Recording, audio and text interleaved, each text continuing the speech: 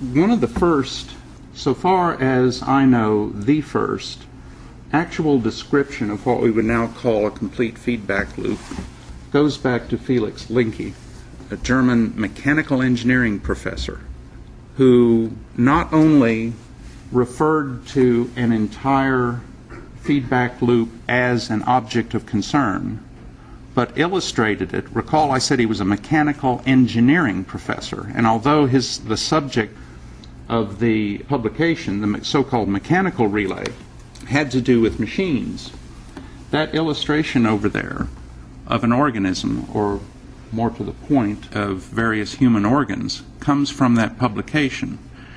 He was also the first one, so far as I can tell, who drew a correlation, a literal correlation in terms of function between machines and biological organisms with regard to self-regulation, excuse me. In particular, he outlined four elements, four components that have to interact with particular functions to achieve this self-regulating function, and they map onto, although in a somewhat creative way, they map onto the components of a classic feedback loop we know from the 20th century. Another interesting thing about Linke is his notion of the transmitter. By that I mean he's the earliest scholar that I know of that, in talking about self-regulation, makes an accommodation for the notion of something being communicated. In this case, feedback signal through the sensor. The sensor is the indicator, the controller is what he termed the executive, but he still had this other component or aspect, the transmitter. And as such, he was talking about whatever it is that's going on. He didn't have the particular jargon that we would get bogged down in the 20th century, but he could point to what was going on. Meanwhile, biologists and people in medicine were coming to realize the notion of, of dynamic stability. The person most famous in this regard is Bernard, who, in speaking about the living body, mentioned that it absolutely maintains some stable form or functional state under conditions of change, and that it does so, in effect, by operating within its own internal environment, as distinct from the environment surrounding it.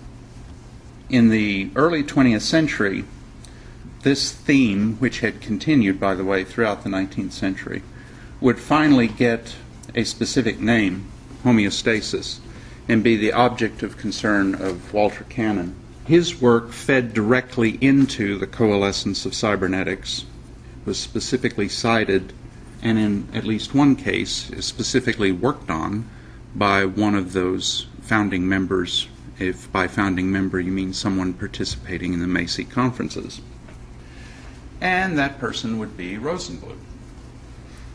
One reason I wanted to mention Arturo Rosenblueth is because nobody else does, except in passing. And because something he did at a meeting essentially sparked everything that would lead to cybernetics, or lead to the coalescence of a field or a term of cybernetics. As you can see, he was a Mexican physician, physiologist, well-educated, did a lot of work, had come to Harvard and had worked with Walter Cannon during the 30s on the notion of homeostasis, and Cannon's follow-up projects, which had to do with chemical mediation of nerve impulses. This neural work was dedicated to trying to figure out mechanisms of homeostasis. What's pertinent for cybernetics was that by 1942, while still hanging out at Harvard and working with Cannon, he hooked up with a couple of other characters, both of whom came from other fields. First, there was some mathematician named Wiener, and secondly, an electronic engineer named Julian Bigelow. They co-wrote a paper basically centered on some ideas that Rosenblueth had been working on up to that point, things which resonated with the other two, in their respective fields, but which Rosenblueth himself had been dealing with, mainly because he also had a big interest in the history and philosophy of science.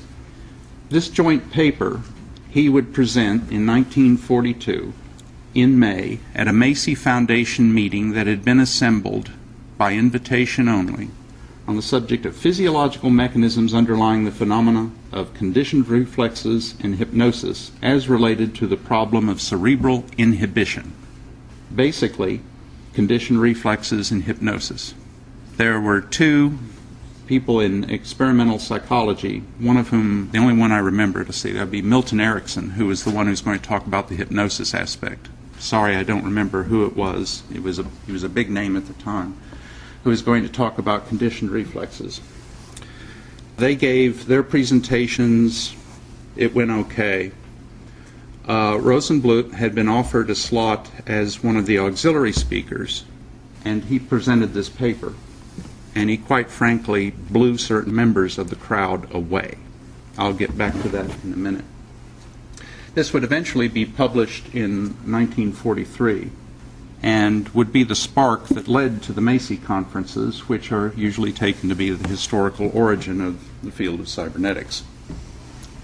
So Rosenblueth is an extremely critical person in the storyline of what happened, what sparked, and so on and so forth. And his name is more alliterative with Richmond than, say, Wiener or anybody else I can think of.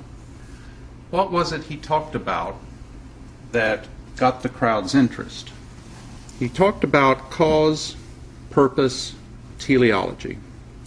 You have to remember that in the context of his interest in history and philosophy of science, he wanted to make sure that homeostasis, the kinds of phenomena he was researching with Cannon, were being researched with a fairly pure regard to prevailing standards of logic and theory.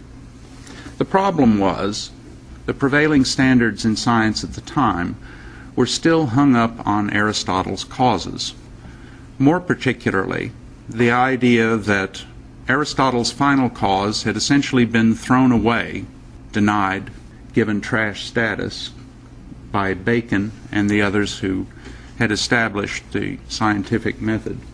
And by the 1930s, it was pretty much a bad word to talk about purpose, to talk about goals and objectives as being any allowable aspect of the behavior of any system, be it mechanical or biological.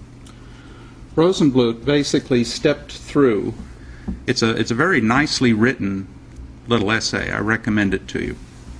And explained why in biological organisms the concept of purpose is distinct from cause. That it is possible for an organism to be self-regulating, and by extension a mechanical system. In fact, he mentions mechanical systems. That the mechanism for this regulation isn't some mysterious, mystical, vitalistic kind of element, but rather it's feedback, which at that time was a new thing known from electrical and electronic engineering. He differentiated between positive and negative feedback. He explained that negative feedback has a teleological or purposive effect by virtue of mediating or helping to steer the trajectory of behavior based on outputs or results of prior behavior, and that you don't have to worry about Aristotle anymore. It is entirely natural for systems to steer themselves. Philip? Does he give a specific example of non-feedback, purposeful active behavior? Non-feedback, Yeah. Purposeful, active. It says it can be subdivided into two classes. Yes. I can't imagine an example of the second class. Is he helpful? Non-feedback, non-teleological. He's using the term teleological in the sense of, more or less in the sense of steering. Yeah. Purpose rather than cause. Yeah. And there is there's actually an unpacking of 6 to 8 different categories, distinctions that he draws among those.